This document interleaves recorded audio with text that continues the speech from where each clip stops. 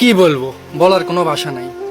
আজকে বিকেলের ঘটনা আমাদের বাড়ির পাশে, আমাদের গ্রামের পাশে, মানে আমাদের গ্রামের পরেই সেই গ্রামে এই ঘটনাটা।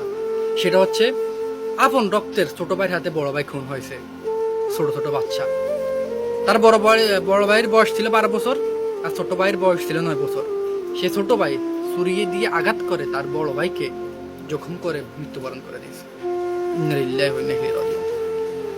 সে নিজের আপন ছোট ভাই হয়ে তার বড় ভাইয়ের বুকে এই জায়গা দিয়ে সে ছুরি ঢুকিয়ে দিয়েছে। এক পর্যায়ে বড় ভাই কাকটাতে কাকটাতে সে মৃত্যুবরণ করেছে। কি বলবো, বাসাটা হারিয়ে ফেলছে। আজকে বিকেল থেকে এই নিউজটা দেখে, এটা দেখে অত্যন্ত আমি মর্মাহত, অনেক খারাপ লাগতেছে। কি হইতেছে দুনিয়াতে? আগে নিউজে দেখতাম এগুলা, এখন নিজের চোখের সামনে, নিজের বাড়ির পাশে এগুলা, নিজের গ্রামের পাশে এগুলো দেখতেছি।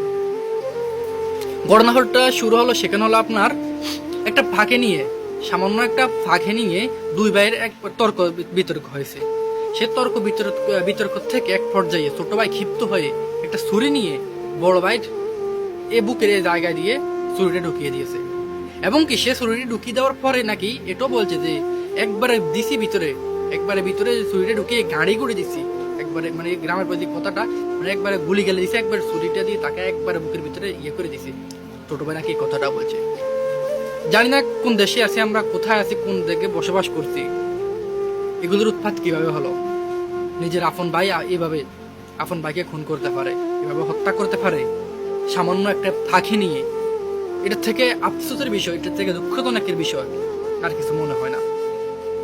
মানে কিভাবে সম্ভব, কেমনে সম্ভব? এগুলো সবকিছুর মূল কিন্তু আপনার একটা হোতা আছে। সে হোতাটা হলো কিশোর গ্যাং।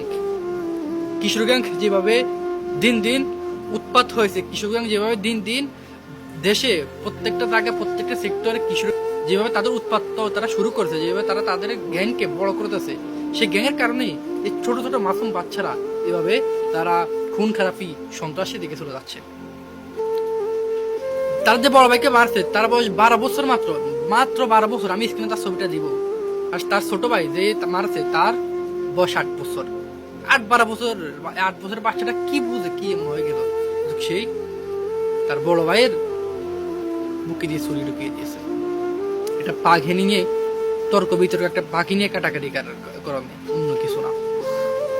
আল্লাহ তাআলা তার বড় ভাইকে জান্নাত ফিরদাউস দান করুক।